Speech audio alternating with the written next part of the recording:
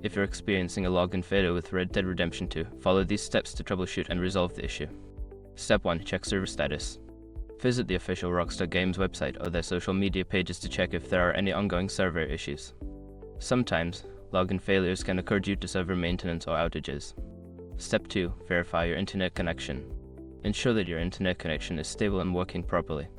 You can do this by testing your connection with other online services or resetting your router if necessary.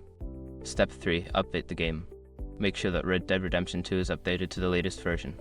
Check for updates through your gaming platform Steam, Epic Games, etc., and install any available patches to fix bugs and improve performance. Step 4. Clear cache. If you're playing on a console, try clearing the cache. This can often resolve login issues. For consoles, you can do this by turning off the console and plugging it for a few minutes and then restarting it. Step 5. Reinstall the game. If none of the above steps work, consider uninstalling and then reinstalling Red Dead Redemption 2. This can help resolve any corrupted files that may be causing the login failure. By following these steps, you should be able to resolve the login failure issue and get back to enjoying your game. If problems persist, consider reaching out to Rockstar support for further assistance.